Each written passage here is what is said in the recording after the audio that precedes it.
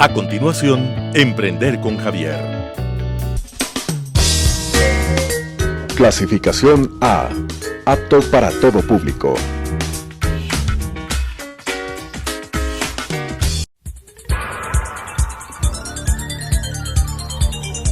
Las opiniones vertidas en este espacio por la producción y dirección del programa son de exclusiva responsabilidad de sus autores y de quienes intervienen en ellos.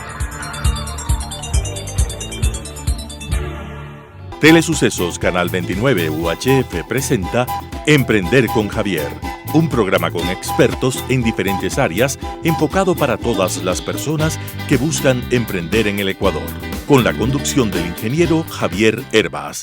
Muy buenas noches, amigas, amigos. El día de hoy vamos a entrevistar y tenemos con nosotros a Eduardo Jaramillo.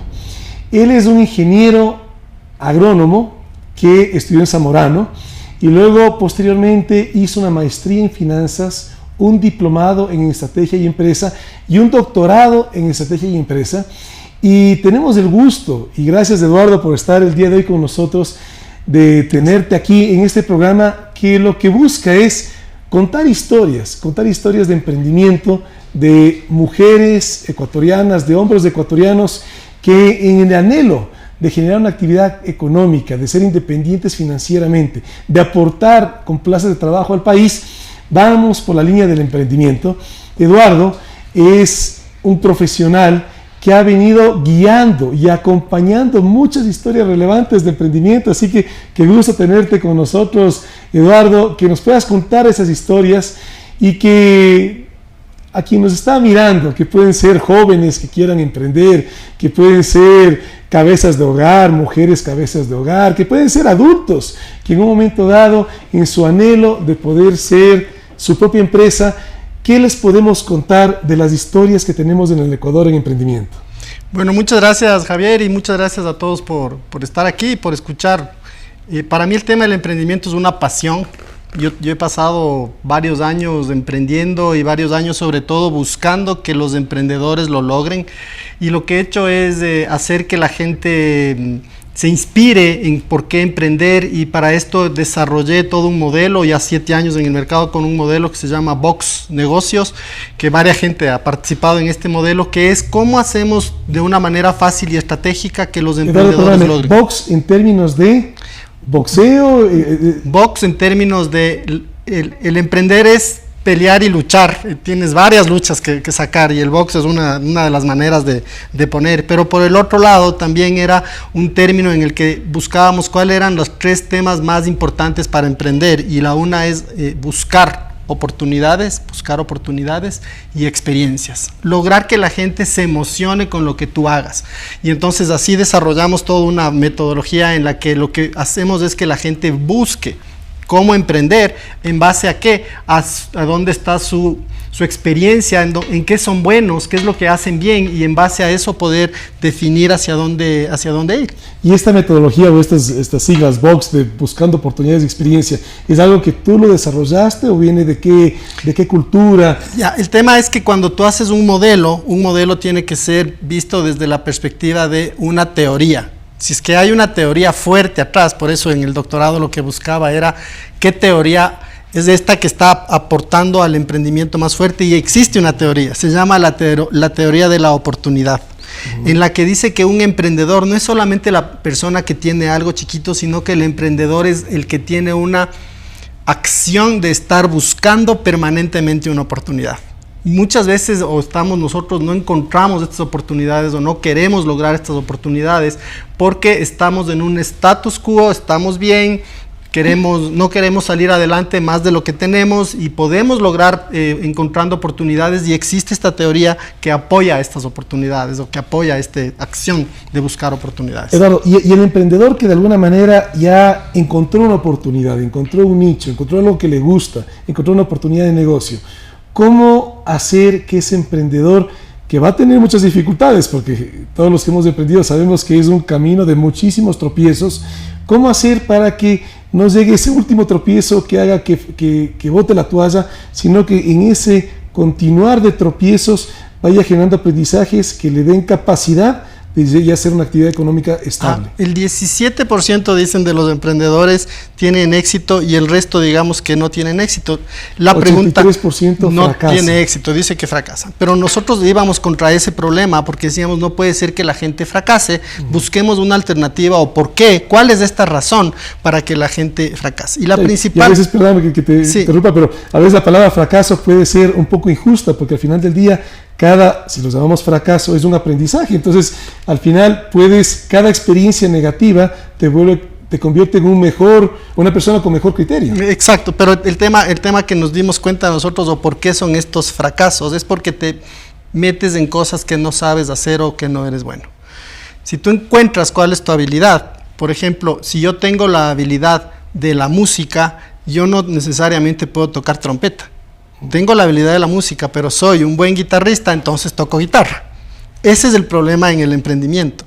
Tienes que encontrar cuál es tu habilidad y desarrollar esa habilidad para que estos tropiezos o fracasos, como les llamamos, en realidad sean un tema que aportan al crecimiento en la habilidad que yo sé hacer.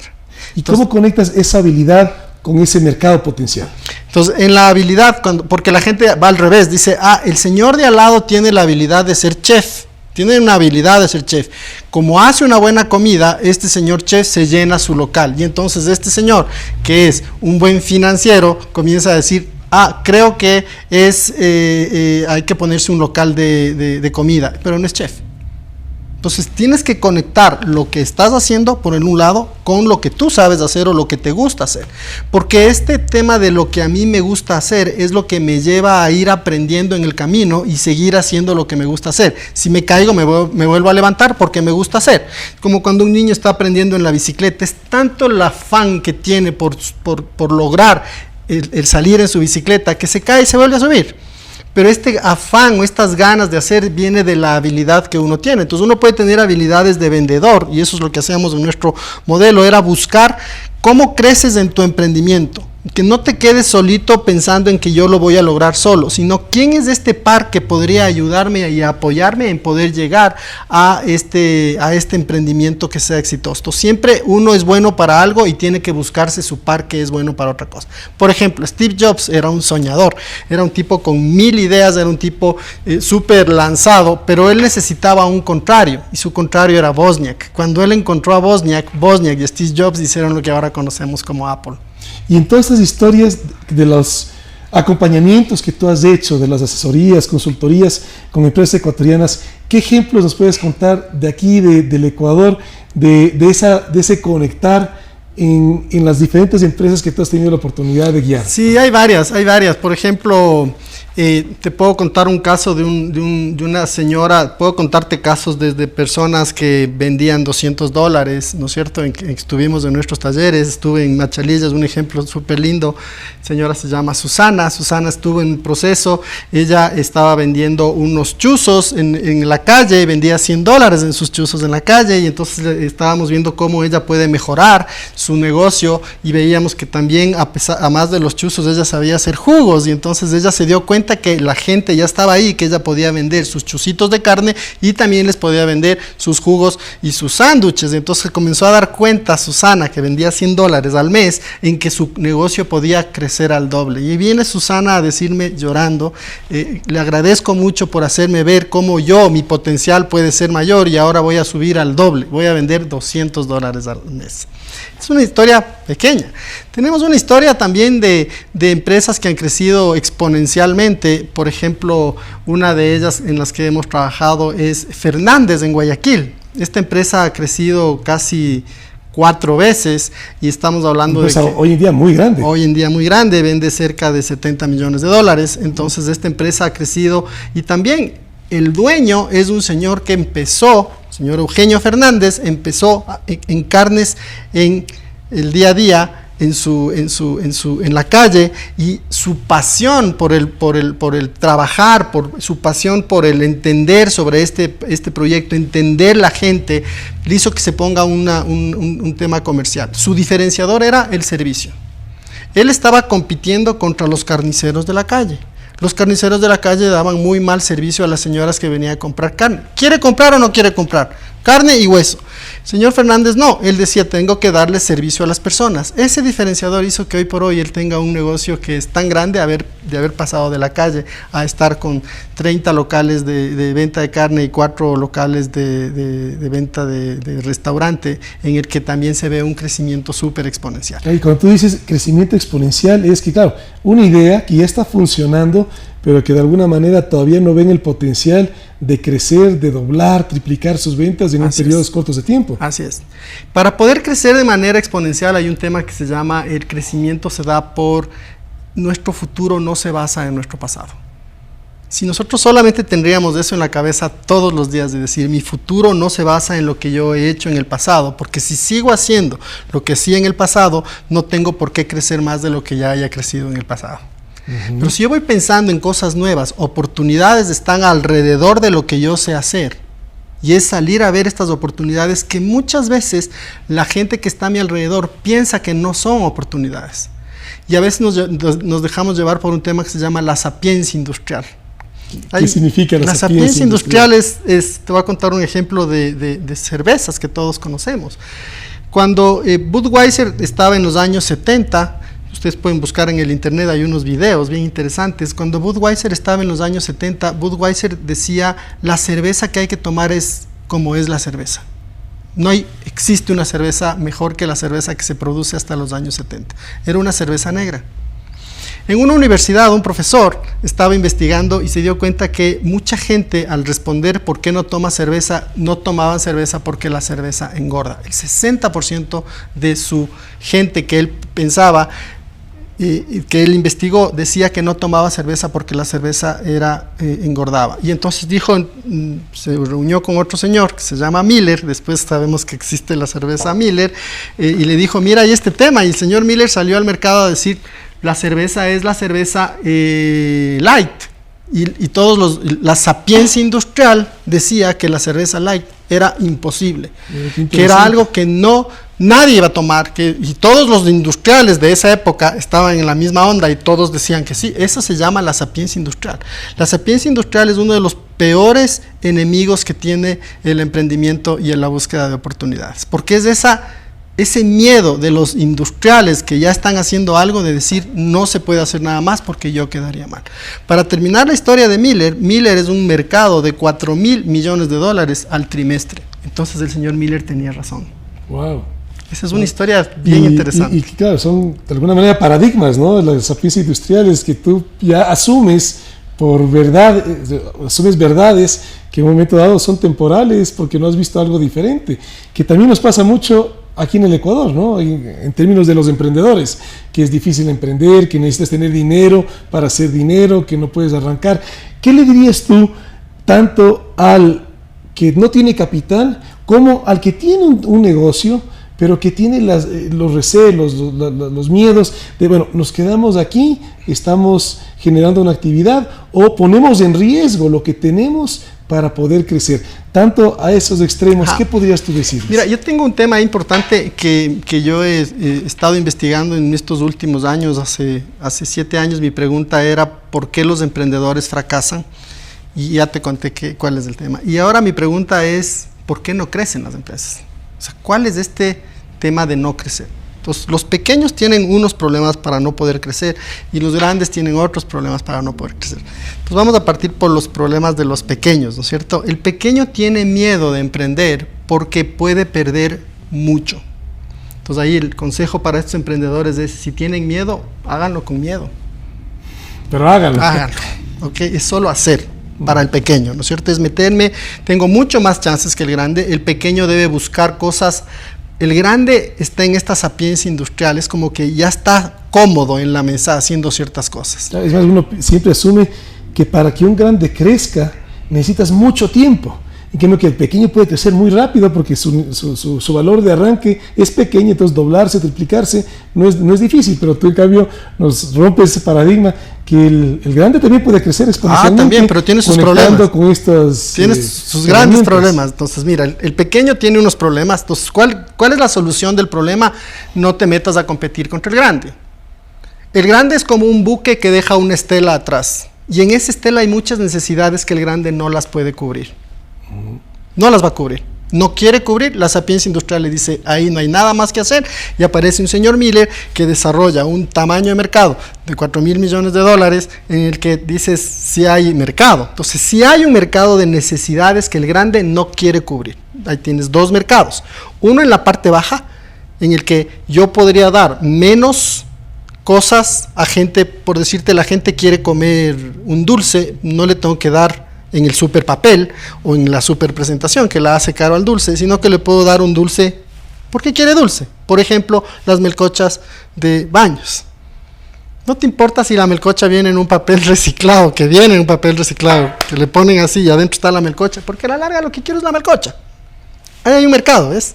Están vendiendo caramelos, están vendiendo azúcar, y el azúcar mucho más rentable, porque no es ningún proceso más que manualmente en el que están echándole en el tema, y ahí tenés un caso de los pequeños. Encontraron un nicho, la gente quiere un dulce, no importa cómo sea el dulce, no importa cómo sea el empaque, igual se vende. Las melcochas de baños. Vamos a los grandes. Los grandes tienen tres grandes problemas para tener. Como ya son grandes, ya tienen un equipo de gente, y ese equipo de gente que están manejando es un equipo de gente en el que ellos tienen que lograr pasar tres grandes paradigmas.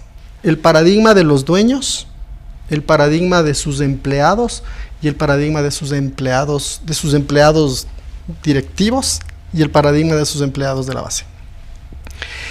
El grande puede crecer siempre y cuando, dicen, haya una visión y un enfoque claro hacia arriba.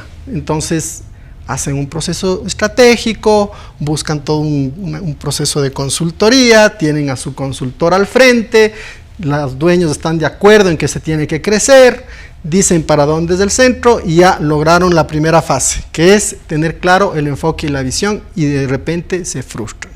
¿Por qué se frustran?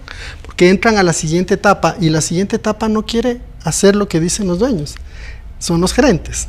El problema de los gerentes es que tienen un conformismo, y ese es el siguiente gran problema de los grandes, el conformismo de su grupo directivo, en el que si uno dice no podemos crecer, nuestro futuro no se basa en lo que hemos hecho en nuestro pasado, pero si tu futuro se basa en lo que has hecho en tu pasado y tienes miedo como directivo o gerente, te quedas estancado. Y después, si ya logramos pasar, porque ya logramos convencer a esta gente de que podemos hacer estos crecimientos, dándoles un poco más de conocimiento, dándoles un poco más de herramientas, porque en realidad es un miedo normal también de, yo voy a perder tengo un buen sueldo, tengo mi familia, me voy de viaje a Estados Unidos, ¿para qué hago más? El dueño a veces dice, no me están dando los rendimientos que necesito, yo ya puse el capital, yo ya puse el activo, pero no puedo hacer todo. Entonces es como que estamos entrampados ahí. Y luego viene la parte ya de los empleados. La falta de conocimiento que las empresas dan a los empleados genera mediocridad en la parte baja. Y entonces tampoco crecemos. Entonces, ¿y esa falta de conocimiento qué es? ¿Ausencia de capacitación? ¿Cómo? Tienes dos tipos de empresarios. El uno empresario que va con látigo y el otro empresario que va con corazón. El empresario que va con corazón inspira a su gente para que su gente haga cosas. Por lo tanto, el empresario que va con corazón es un empresario que va a crecer con su propia empresa y con su propia gente, porque inspira a la gente. Este sí les va a capacitar y les va a dar todas las herramientas que ellos necesiten para que lo logremos. El empresario que va con látigo solamente puede crecer en base a comprar otras empresas. No hay otra manera.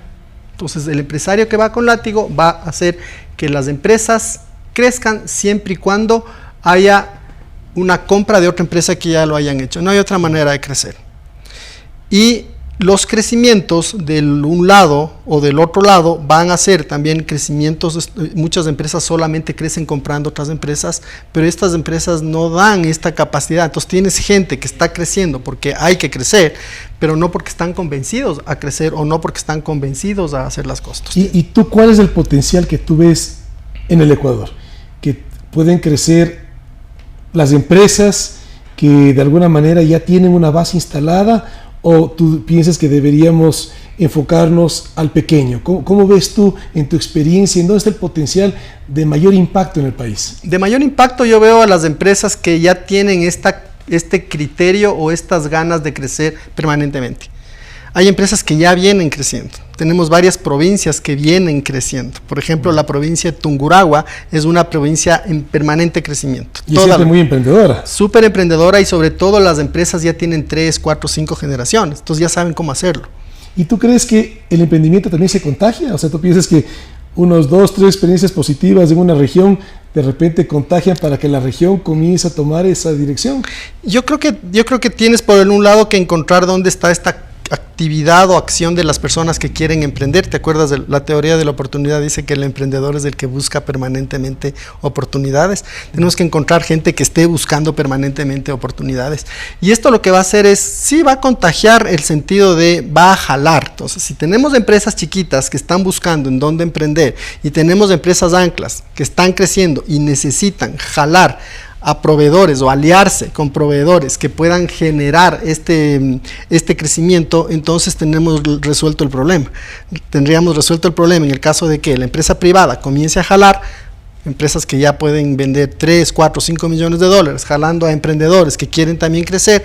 Estas empresas van a crecer, el emprendedor vende 2,000, 3,000, 5,000 dólares, digamos que a este emprendedor le hace crecer a 15,000 dólares, ya generaste la rueda en la que lo que necesitas es dinero, pero el dinero no necesariamente debe venir de un banco, sino que el dinero viene de la misma actividad, porque claro, si yo crezco, tengo más dinero, le inyecto más dinero al sector y estamos listos.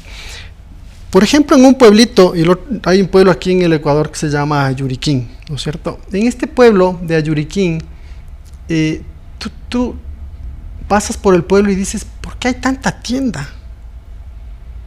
¿Has visto que en los pueblos hay un montón de tiendas? Yo me bajé a averiguar, porque soy bastante curioso.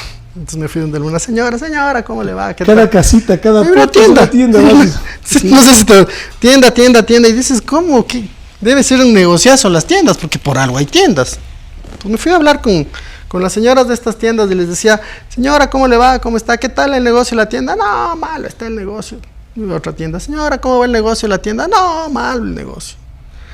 Señora, ¿por qué el negocio de la tienda? ¿Cómo le va? No, malo este negocio, el de las fritadas es mejor, ahí la gente tiene el cash. Entonces digo, bueno, entonces me regresé a preguntar, bueno, ¿y por qué usted dice que el negocio es malo? Entonces, ¿por qué lo tiene abierto? Pues, y entonces la respuesta de las 3 señoras fueron, le tengo abierto porque si le cierro no me pagan.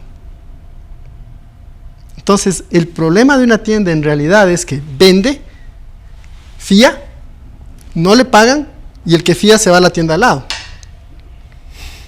Fía, no le pagan y así, y este señor paga a la señora primera y es la manera como un pueblo está viviendo en realidad. Es la despensa del pueblo, que está el dinero de cada una de estas señoras, puesta en esa despensa esperando que los señores le paguen y se vuelve un tema de darle la vuelta. Un pueblo de este tamaño, quizás con unos 15 o 20 mil dólares se resuelve. Mira tú. El capital de trabajo del pueblo vive del número de tiendas que tú veas en el pueblo. Esa es una buena medida para poder entender qué tanto alimento necesita un pueblo. Oye, Eduardo, ¿y cómo, bueno, tú tienes una empresa de justamente asesoría a empresas que están emprendiendo? ¿Cómo ves tú la diferencia? Tú dabas un ejemplo con Agrícola Fernández, ¿no es cierto? ¿Cómo ves tú la primera generación, la generación que funda con las siguientes generaciones, y cómo hacemos para motivar que esas actividades económicas tomen un rumbo de un crecimiento exponencial? Sí, el tema del crecimiento exponencial ya se da en base a la primera generación. Siempre es una generación que lo que hace es forzar a un crecimiento y tener un gran sueño.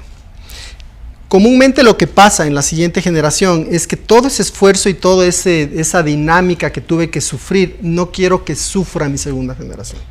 Y ahí viene el problema.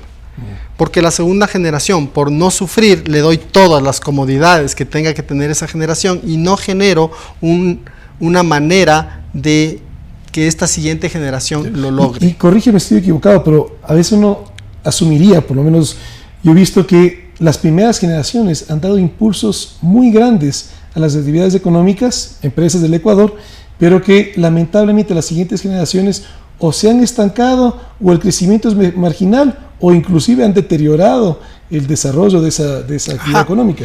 Mira, yo creo que ya definí en dónde está la problemática y cómo resolver ese problema por todos los casos de consultoría en los que he estado. Y creo que la solución a este problema es la gerencia general. El dueño comúnmente es gerente general y cuando sube a presidente le pone a su hijo de gerente general. Y ahí está el problema. Es el primer error. Primer error. Si tú quieres pasar a la siguiente generación, tiene que haber en la mesa una persona que no sea parte de la familia, que tenga esta gana de crecer. Lo que llaman en Estados Unidos el Board of Directors. Directores. Primero, estamos en la primera etapa, ¿no es cierto? En la primera etapa tenemos que tener una persona que no sea de la familia. Que esté gerenciando. Que sea el gerente. Si tú logras poner una persona que no es de la familia, que sea el gerente, esa persona va a ver por su bienestar, por un lado, y por el bienestar de la empresa, porque él de eso vive. Entonces, una buena persona al lado, en este sentido, va a ser mucho mejor a que pongas a tu hijo. Porque si tú pones a tu hijo, ¿cómo le dices a tu hijo que está haciendo cosas mal? Hay un problema hay una mezcla, digamos, ahí de sentimientos encontrados. Es mi hijo, tiene que tener éxito, le tengo que dejar que haga lo que él tenga que hacer, y entonces los hijos se meten en negocios que no son, hacen porque no tienen experiencia, y ahí el negocio es donde colapsa. Eduardo, qué grato conversar contigo, nos podemos ir de largo, lamentablemente el tiempo es corto, pero sí quisiera pedirte, ¿qué mensaje nos puedes dejar a las empresas que, aunque hayan partido del emprendimiento, que entiendo que es donde tú más te enfocas, pero que ya tienen una actividad económica que en un momento dado dicen, bueno, hay crisis económica, la situación es difícil, mantengámonos como estemos? ¿Qué les puedes decir?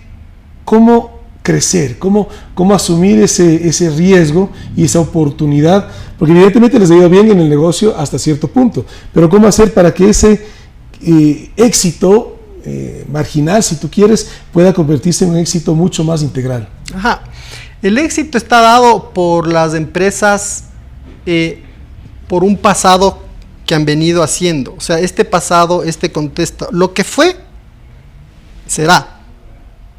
Y lo que se hizo, se hará. Vivimos simplemente en un círculo, vivimos en un ciclo, ¿ok? Y vas a tener ciclos buenos de ciclos malos, y las empresas van a tener ciclos buenos de ciclos malos. El tema es que el mercado también está teniendo este ciclo. Cuando tú estás teniendo una empresa y estás siendo exitoso por un momento puntual, pero el siguiente momento quizás no va a ser igual que el momento puntual que tú estás viviendo actualmente.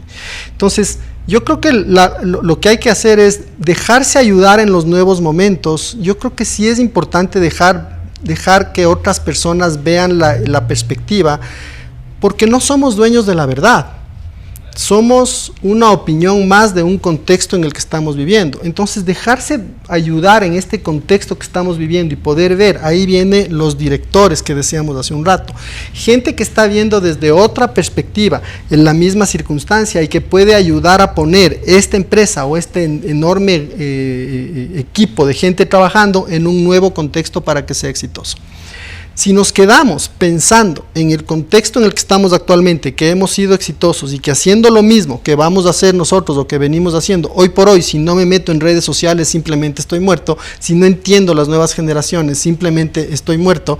En una charla a mí me quedó algo muy claro de alguien que decía, una señora decía, yo ya hago todo y no pasa nada, voy a seguir viviendo de mis clientes y yo no me voy a meter en nuevos mercados. Y un chico le decía, señora, no importa que usted haga los esfuerzos de estar en el nuevo mercado, porque la gente que venía comprándole también se está envejeciendo.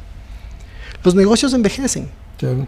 Entonces, si nosotros no les damos esta nueva vida a los negocios a través de poner nueva gente que conozca el contexto, simplemente los negocios no van a crecer. Y un negocio que no está en crecimiento y un negocio que no se está pensando que está en crecimiento es porque o alguien me está quitando el mercado o alguien está creciendo con mi idea o voy a desaparecer. Ahí viene la frase, camarón que se duerme se los lleva la corriente. Eduardo, y para finalizar quería preguntarte, tu empresa de consultoría Pacific Advisor, tus clientes, ¿son grandes empresas, medianas, pequeñas, micro? ¿Cuáles son los clientes que podrían recurrir a tu asesoramiento para justamente crecer sus líneas de negocio? ¿Qué segmento de clientes? Tenemos diferentes programas en realidad. Tenemos programas para empresas pequeñas que lo hacemos con aliados. Por ejemplo, con Quito es un aliado para nosotros aquí en Quito. La Cámara de Industriales de Tungurahua es un aliado. Con ellos hacemos programas masivos en el que buscamos crecimiento de las empresas de una manera masiva. Entonces vas con tu proyecto. Puede ir desde la micro, inclusive hasta la gran empresa. Así es. Bueno. Y en las grandes empresas tenemos otro programa que ya es un programa de acompañamiento y seguimiento, entender, se llama estrategias para ganar, que es qué acciones voy a hacer frente a la competencia para poder ganar espacios de mercado, pero siempre lo único que sí hacemos nosotros es trabajar únicamente con aquellas empresas que quieran crecer. Eduardo, muchísimas gracias, qué gusto. Y bueno, aquí tenemos otros aprendizajes que justamente para poder crecer en nuestros emprendimientos nos dejemos guiar de personas, de ecuatorianas, de ecuatorianos que han podido apoyar a otras actividades económicas, a otras empresas y que bien podrían hacerlo a la nuestra. Aquí Eduardo Jaramillo nos ha contado su experiencia con Pacific Advisor y emprendamos, vale la pena. Las opiniones vertidas en este espacio por la producción y dirección del programa son de exclusiva responsabilidad de sus autores y de quienes intervienen en ellos. Telesucesos Canal 29 UHF presentó Emprender con Javier, un programa con expertos en diferentes áreas enfocado para todas las personas que buscan emprender en el Ecuador, con la conducción del ingeniero Javier Hervas.